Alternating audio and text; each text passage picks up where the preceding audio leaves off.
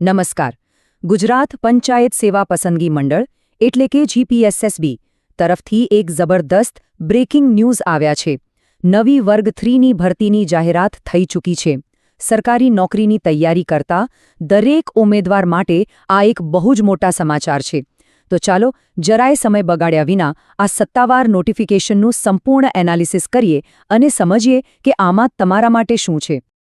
આજના આ એનાલિસિસમાં આપણે મુખ્ય 5 બાબતો પર નજર કરીશું.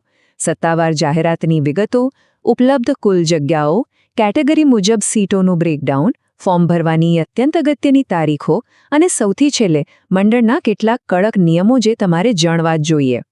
તો શરૂઆત કરીએ આપણા પહેલા વિભાગથી. નવી ભરતીની જાહેરાત અને જીપીએસએસબી વર્ગ 3ના શોર્ટ નોટિફિકેશનની એક ઝલક. જુઓ, આ નોટિફિકેશન એકદમ તાજું છે. 28મી એપ્રિલ 2026ના રોજ ગાંધીનગરથી મંડળના સચિવશ્રી દ્વારા આ સત્તાવાર રીતે બહાર પાડવામાં આવ્યું છે. આ જાહેરાત ખાસ કરીને ગુજરાતમાં હેલ્થકેર અને ફાર્મસી સેક્ટરમાં નોકરી શોધી રહેલા ઉમેદવારો માટે એક સુવર્ણ તક લઈને આવી છે. વર્ષોની મહેનત હવે ફળવા જઈ રહી છે એમ કહી શકાય. હવે આગળ વધીએ વિભાગ 2 તરફ, કુલ જગ્યાઓ અને પોસ્ટ.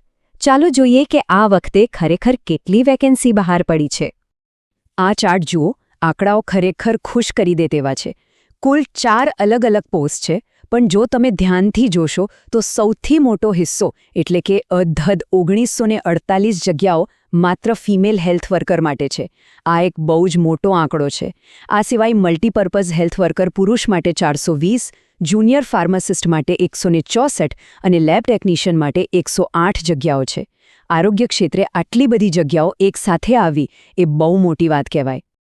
આંકડા જોયા પછી હવે જોઈએ વિભાગ 3, કેટેગરી મુજબ જગ્યાઓની વિગત.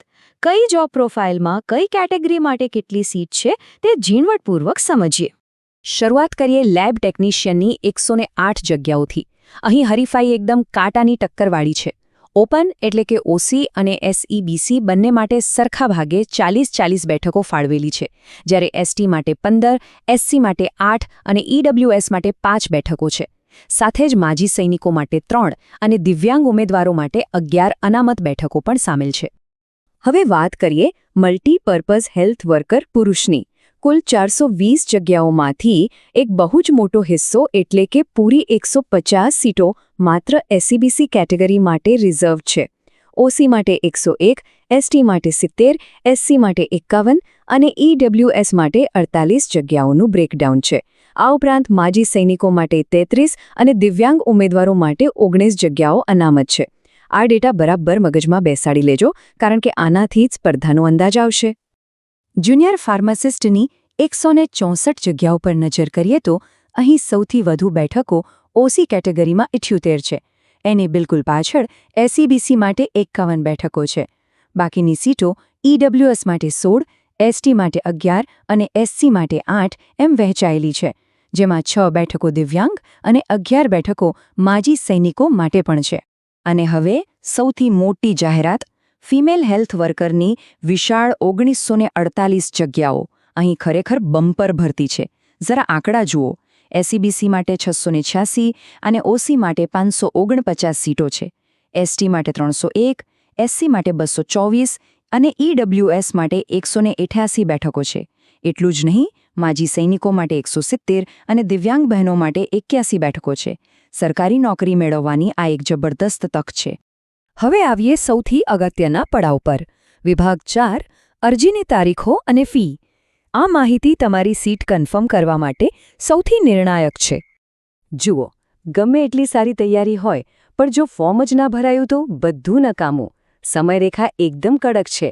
આજથી એટલે કે 28મી એપ્રિલથી જ ઓનલાઈન ફોર્મ ભરવાના શરૂ થઈ ગયા છે અને છેલ્લી તારીખ છે 10મી મે.